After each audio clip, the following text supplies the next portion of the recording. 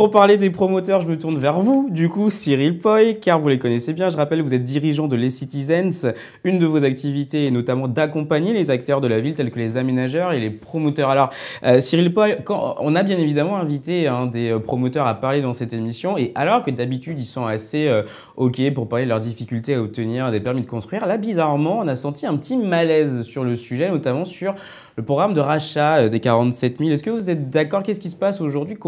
Qu'est-ce que vous ressentez, vous, du marché?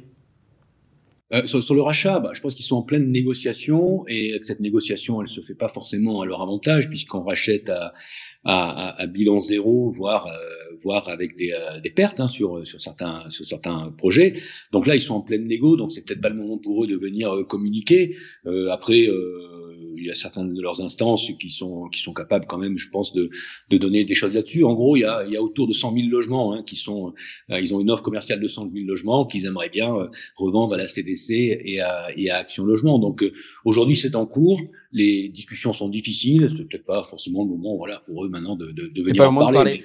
Alors, je reprends Voilà. quelques chiffres justement qui permettent de sentir un peu ce qui se passe sur le marché. Les permis de construire délivrés entre octobre 2022 et septembre 2023 sont en chute de quasiment 30%.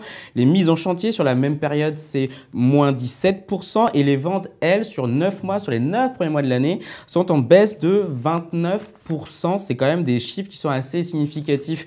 On va parler du coup de ce programme de rachat. C'est à la suite du CNR Logement. Le gouvernement avait annoncé que Action Logement et CDC Habitat allaient racheter 47 000 logements aux promoteurs immobiliers. Et alors que ce programme n'est même pas encore terminé, la Première ministre a annoncé il y a quelques semaines un deuxième plan qui va être lancé. Les détails doivent encore être communiqués, mais ces équipes ont apporté une précision. Ils ont bien dit ce ne sera pas un cadeau qui sera fait aux promoteurs immobiliers. Eux aussi doivent prendre leurs responsabilités et faire évoluer leur modèle. Alors Cyril Poy, je vous pose la question. Dans ce contexte, avec les chiffres que je viens de citer, comment les promoteurs peuvent faire évoluer leur modèle? Eh bien, d'abord, être un petit peu plus prudent. On le disait tout à l'heure avec cette période exceptionnelle de taux bas qui a contribué à ce que certains fonciers soient achetés beaucoup plus cher que ce qu'ils valaient. Voilà, il y a des opérateurs qui disent voilà, moi je m'arrête là, mais je vois des confrères qui surenchérissent. Je sais pas comment ils vont faire pour sortir l'opération. Voilà, il y a certains qui ont joué avec le feu. Donc du coup, c'est une première chose. Ils sont la promotion immobilière a une part de responsabilité dans cette crise, notamment avec l'augmentation des coûts du foncier. Aussi, une grande part de Pinel, même si j'ai compris qu'on en parlerait tout à l'heure. Voilà, le Pinel, outre les désagréments qu'elle peut poser sur l'adéquation entre l'offre et la demande, elle a des coûts de commercialisation extrêmement chers par rapport à d'autres types de produits quand on voit un propriétaire occupant. Donc là aussi, ça vient de plomber les bilans. Donc là, c'est pas de nature à baisser les prix. Et puis, bon, voilà, après, les promoteurs, c'est pas les seuls responsables de ce qui leur arrive. Il y a aussi des collectivités locales. On a des chiffres qui circulent, même s'ils ne sont pas encore totalement fondés de manière extrêmement précise. Mais en gros, on accorderait, les collectivités locales n'accorderaient que 2 tiers des surfaces constructibles qui sont permises dans les PLU. Ça veut dire qu'on perd 1 tiers de constructibilité, donc 1 tiers de logement. Donc déjà, si on pouvait Il y a encore travailler des freins du côté des collectivités, des maires en fait.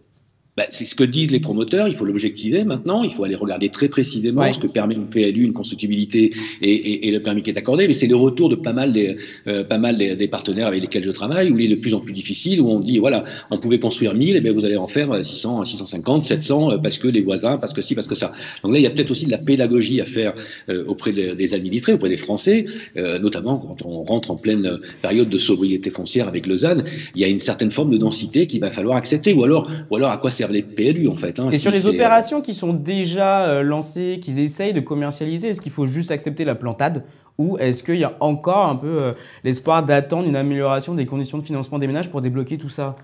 Parce que l'enjeu il est là aussi, c'est sur les lots qui sont déjà construits. Oui, bien sûr, les lots qui sont en chantier ou qui sont déjà construits.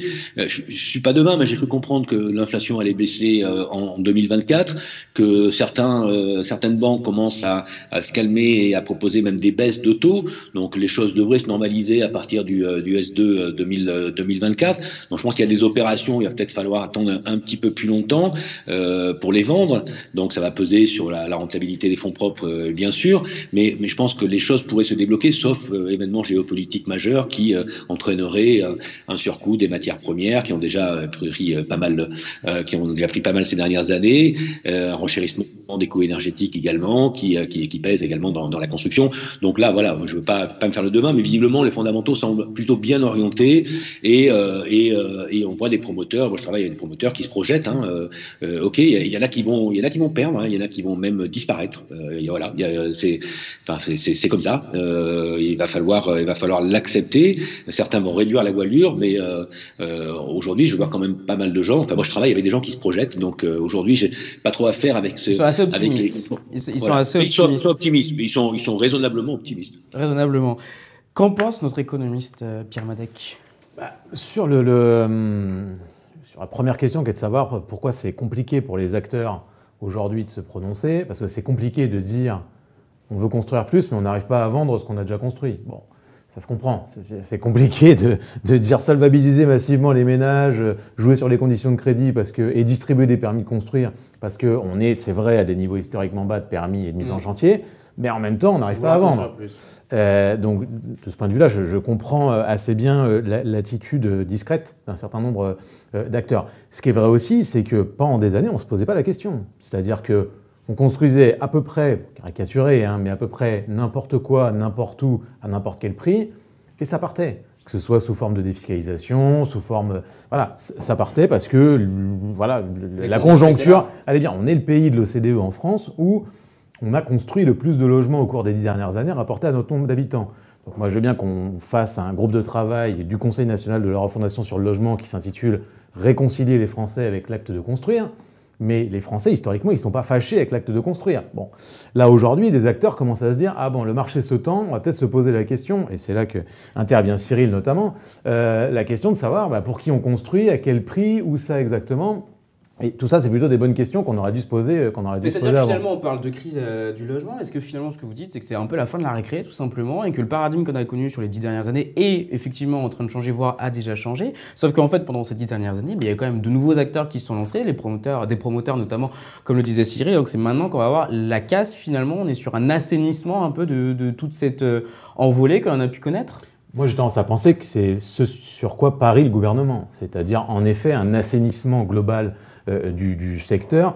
Le CNR, de ce point de vue-là, a très bien documenté l'impact que peut avoir la promotion privée sur les prix du foncier, avec tout simplement des opérateurs qui sont prêts à payer une fortune à un foncier qui n'était pas si valorisé que ça, juste parce qu'ils savent qu'ils vont construire un certain nombre d'étages supplémentaires. Donc on peut dire que c'est la fin de la récré. Après, c'est pas certain que ce soit la fin de la récré. C'est-à-dire si les taux rebaissent, que les prix ne se sont pas ajustés, qu'il y a quelques mesures de salaire, de pouvoir d'achat, on est peut-être reparti pour 10 ans de crise du logement cher. Faut rappeler qu'en 2008-2010, il y a eu un ajustement des prix et après, les prix sont repartis très fortement à la hausse. Cyril Poy, je me retourne vers vous. En juin dernier, on publiait une interview de vous dans la Jiffy qui a énormément fait parler pour le coup. Le titre était assez évocateur. La fin du Pinel est une aubaine. Alors déjà, quelle réaction vous avez eue sur ce sujet? Et puis surtout, qu'est-ce qu'ils en pensent les promoteurs? Est-ce que c'était le bon moment de supprimer le Pinel compte tenu de tout ce qu'on vient de dire? Réaction à cette tribune et puis réaction à des conversations que je peux avoir avec les promoteurs, parce que je suis quelqu'un d'assez franc en fait, et je dis ce que je pense, y compris à mes clients pour bien les conseiller. Ils sont plutôt d'accord en fait. Ils savent bien que le Pinel les a aidés à vendre, comme le disait Pierre à l'instant, à peu près tout et n'importe quoi. Lundi encore, j'avais un rendez-vous avec un promoteur que je ne citerai pas, mais qui me disait c'est vrai, on a connu des années, quoi qu'on faisait, sur n'importe quel territoire, on le vendait, ça partait parce que il y avait du Pinel, il y avait des conditions qui nous le permettaient. Aujourd'hui, ils se posent la question parce qu'ils n'arrivent plus à vendre, donc c'est déjà une bonne chose, et il n'y aura plus cette carotte et cet accélérateur, cet outil qui était le Pinel pour vendre. Donc, ils sont conscients de ça et ils sont...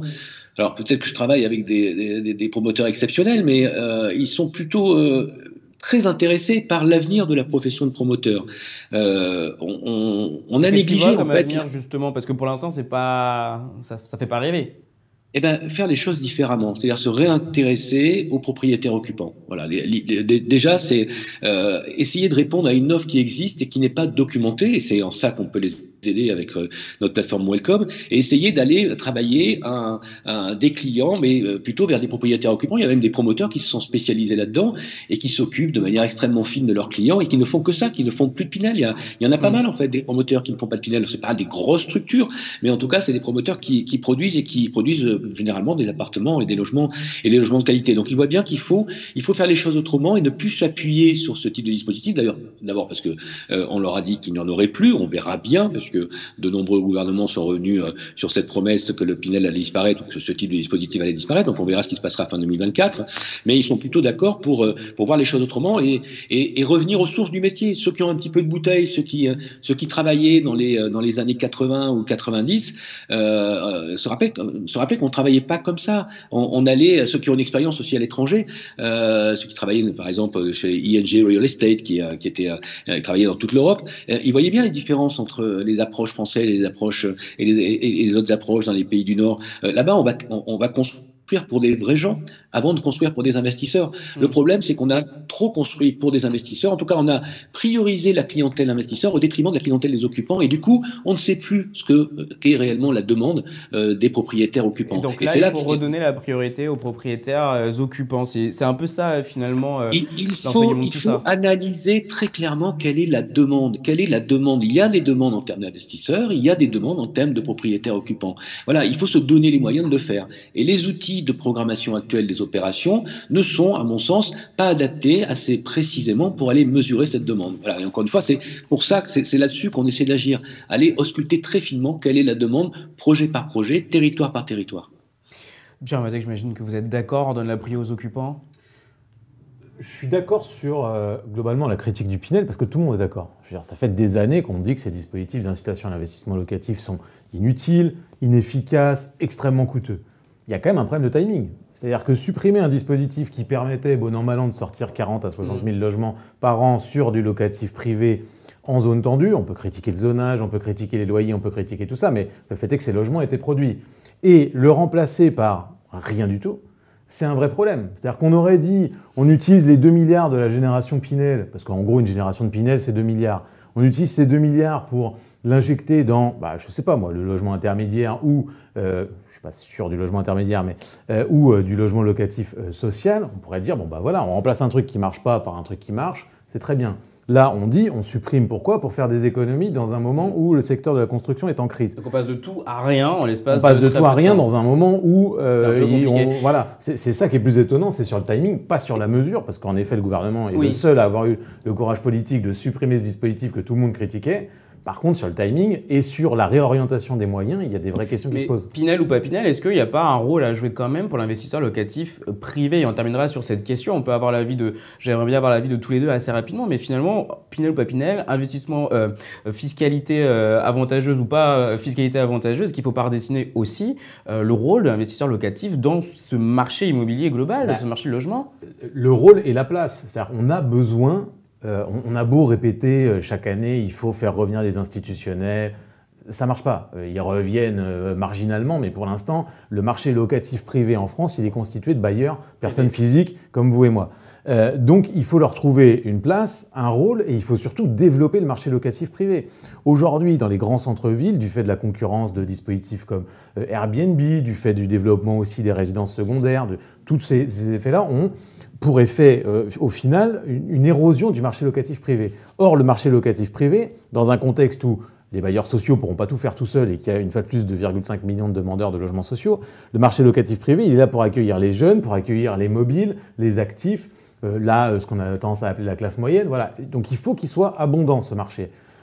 Est-ce que c'est avec le neuf qu'on va y arriver? C'est pas certain. Est-ce que c'est en créant un statut du bailleur privé comme ça a pu être proposé? Est-ce que c'est à réfléchir sur la fiscalité immobilière au sens large? En tout cas, c'est pas forcément les dispositifs. Mais en tout cas, il faut arrêter de présenter les gens qui détiennent des logements pour les mettre en location à l'année comme des rentiers. Et il faut peut-être s'intéresser un peu plus à eux. Et ben, on fera passer le mot acquis de droit. Cyril Poët, je vous laisse terminer pour répondre sur cette question. La place de l'investisseur privé locatif demain, parce qu'on les aime bien quand même, les investisseurs privés, non? On a besoin d'eux pour le marché.